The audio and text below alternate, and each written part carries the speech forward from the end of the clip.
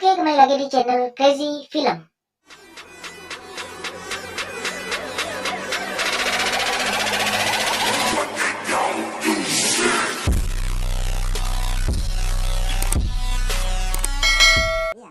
Film berjudul Velon ini bercerita tentang seorang ayah bernama Porter yang masuk penjara karena ketidaksengajaan. Sebenarnya hukumannya bisa menjadi ringan jikalau dia berkelakuan baik selama di penjara. Tapi itu semua mustahil karena kondisi penjaranya yang sangat liar dan beringas. Wah, kira-kira bagaimana ya cara Porter menghadapinya? Haruskah dia tetap menjadi baik atau malah berubah jadi beringas juga? Simak video ini sampai akhir dan tentu saja selamat menyaksikan. Pada suatu hari, hiduplah sepasang kekasih satu anak yang sederhana tapi bahagia. Si suami bernama Porter, sedangkan istrinya bernama Laura, dan anaknya bernama Mickey.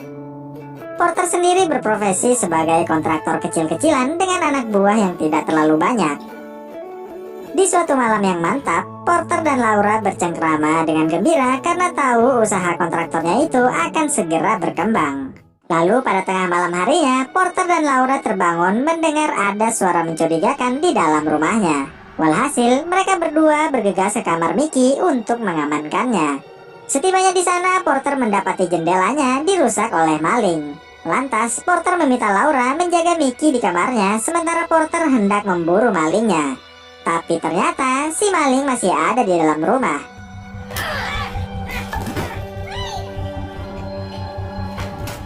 Porter mengejar si maling dan secara spontan Porter memukul kepalanya hingga tewas. Karena panik, Porter terus berusaha menyadarkan si maling.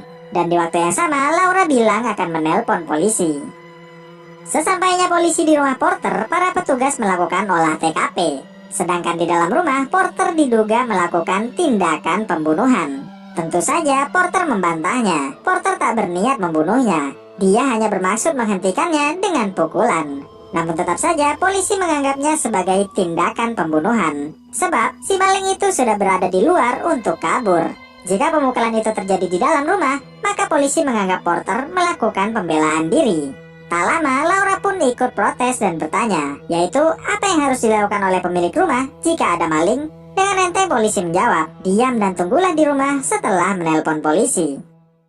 Tak bisa berbuat banyak, dengan pasrahnya, Porter digelandang polisi ke penjara sambil dilihat oleh anak istrinya. Belum benar-benar masuk ke dalam penjara, Porter sudah mendapatkan perlakuan yang mengejutkan. Dia tak sengaja menatap mata dari napi lain yang sangat beringas. Walhasil, si napi tak terima dan menghajar Porter.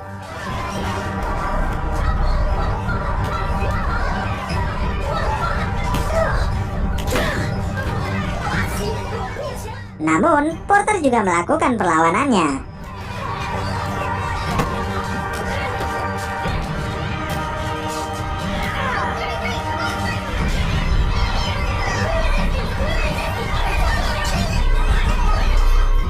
Keesokan harinya, Laura menjenguk Porter. Laura sangat khawatir jika Porter akan dipenjara dalam waktu yang sangat lama. Tapi, Porter menenangkannya dan berharap bahwa pengacaranya nanti bisa mengeluarkannya. Beberapa hari berikutnya, pengacara Porter datang juga. Dia bilang Porter bisa keluar asalkan bersedia membayar uang jaminan sebesar $1 juta. Tapi tentu saja Porter yang kere tak dapat menyanggupinya. Mendengar itu, pengacara bilang akan membantunya sebisanya saja. Di lain tempat, di lapas kelas kakap San Quentin, kita diperlihatkan betapa rusuhnya penjara itu yang diprovokasi oleh napi senior bernama John Smith. Sedangkan para petugas melempari mereka dengan gas air mata. Keesokan harinya, John Smith dikurung sendirian di luar. Kemudian, otoritas penjara bernama Gordon menyayangkan aksinya itu. John Smith bilang dia melakukan kerusuhan itu untuk memperingati ulang tahun putrinya kemarin, yang harusnya sudah berusia 27 tahun. Karena tindakannya itu, Gordon pun berniat memindahkan John Smith ke penjara lain. 3 bulan kemudian, atas saran pengacaranya, di hadapan hakim Porter mengaku membunuh tapi tak direncanakan. Tujuannya agar hakim memberikan sanksi 3 tahun penjara saja. Dan jika Porter berkelakuan baik saat di penjara, maka hukumannya hanya 1,5 tahun saja. Meski tetap di penjara, tapi setidaknya inilah solusi terbaik di antara yang terburuk. Singkat cerita, Porter dan para napi lain naik bis menuju penjara isolasi alias penjara terpisah. Tak lama, seorang napi bernama Snowman mengajaknya berkenalan. Snowman membicarakan pria kulit putih berkumis di depan mereka yang bernama Samson. Samson adalah pimpinan napi bangsa Arya. Dia sangat tangguh dan berbahaya. Porter sendiri cuma bisa mendengarkannya saja. Tak lama, di kursi depan ada napi kulit hitam yang seolah mengancam Porter. Snowman bilang Porter harus berkelahi dengannya, karena memang beginilah hidup di penjara. Snowman juga bilang nanti akan membantunya jika sudah berada di dalam. Dari sinilah Porter resmi berteman dengan Snowman. Tak berselang lama, Samson melakukan serangan kepada napi botak yang ada di dekatnya.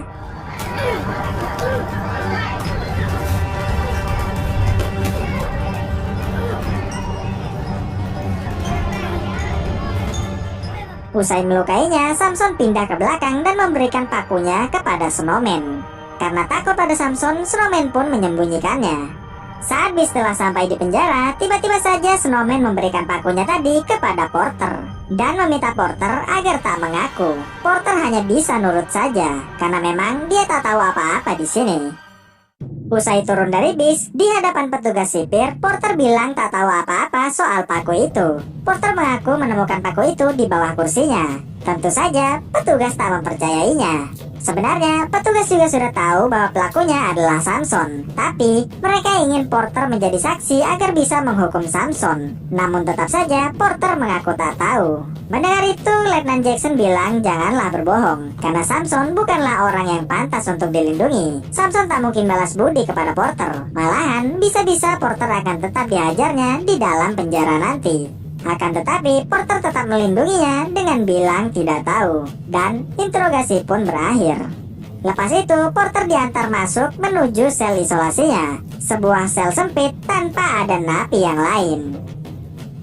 Berbulan-bulan berikutnya, kita diperlihatkan rutinitas Porter di penjara. Setiap hari, semua napi mendapat jatah 1 jam untuk ke lapangan guna refreshing, seperti melihat matahari dan bersilaturahmi dengan para napi lain. Tapi sayang, mereka tak benar-benar melakukan itu. Yang terjadi adalah, tempat itu dijadikan ajang bertarung bagi para napi. Para petugas, termasuk Letnan Jackson, menonton dari atas dan membiarkan itu terjadi sebagai ajang taruhan mereka. Porter hanya bisa tercengang bingung melihat kegiatan gila ini.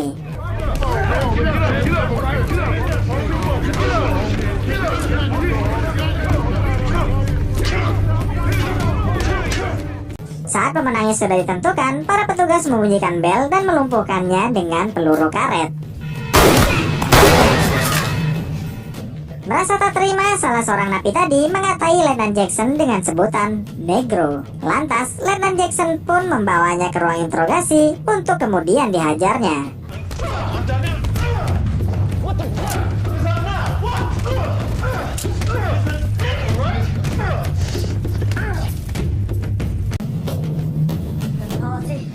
Salah seorang petugas baru bernama Colin merasa aneh dengan semua ini. Dan begitulah kegiatan sehari-hari di dalam penjara isolasi. Para napi dipermainkan dan diperlakukan semena-mena. Beberapa hari kemudian, penjara isolasi kedatangan napi pindahan yang tak lain adalah napi kelas kakap, John Smith. Kebetulan sekali, John Smith ditempatkan di sel yang sama dengan Porter. Sebelum masuk, Letnan Jackson menyita foto istri dan anaknya dan mengancam John Smith untuk tidak membuat onar di penjara ini. Dan John Smith hanya bisa mengangguk. Usai Jackson meninggalkan tempat, John Smith menawarkan pertarungan pada Porter, tapi Porter menggelengkan kepalanya. Keesokan harinya, John Smith dan Porter memasuki lapangan. Para napi baru tak mengenalinya, tapi bagi para napi lawas, John Smith mendapatkan respek. Tak lama, masuklah Snowman, kawannya Porter. Snowman bilang bahwa Samson berterima kasih karena Porter tak mengaku pada Letnan Jackson pada saat itu. Porter juga bertanya kenapa Samson melakukan tindakan itu. Snowman dan kawannya bilang bahwa napi yang ditusuk itu punya hutang narkoba kepadanya. Setelah kembali ke selnya, John Smith meminta foto yang dipegang oleh Porter. Dan Porter pun memberikannya. Dari sini, mereka mulai sedikit membagikan kisah keluarganya masing-masing. Usai sedikit curhat, John Smith pun mengajari Porter ilmu politik di dalam penjara. John Smith bilang bahwa penjara ini punya 2 geng besar yang saling membenci. Yang pertama, ada geng utara yang berisi orang kulit hitam dan orang Asia. Yang kedua adalah geng selatan yang berisi orang kulit putih alias bangsa Arya, pimpinan Samson. Geng ini punya massa yang lebih banyak, karena setiap ada napi kulit putih yang masuk, mereka pasti akan segera merekrutnya. Keesokan harinya, Porter bertemu lagi dengan Snowman. Seorang kulit hitam tiba-tiba saja menyerang Porter.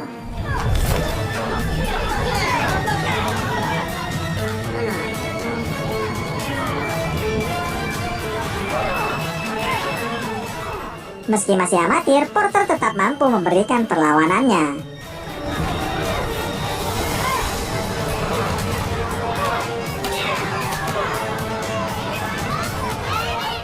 Lalu pertarungan pun berakhir saat Jackson menembakkan peluru ke kaki si kulit hitam.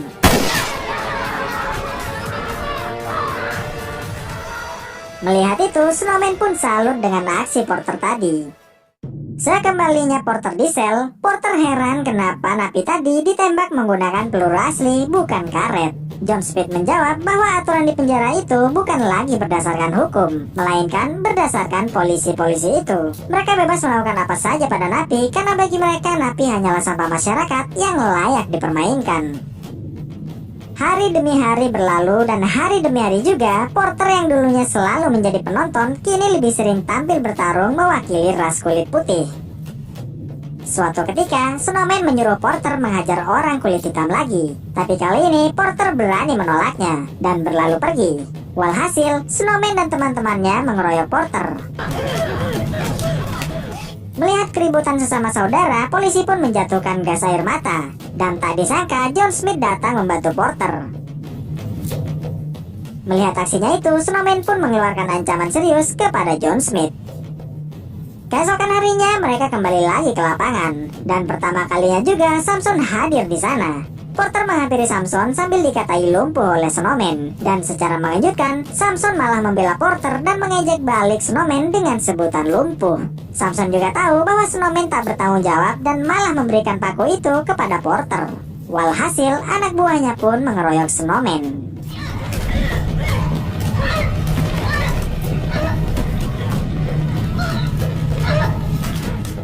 Melihat itu, tentu saja petugas menghentikannya. Lalu Jackson menyuruh Robert untuk menginterogasi Snowman.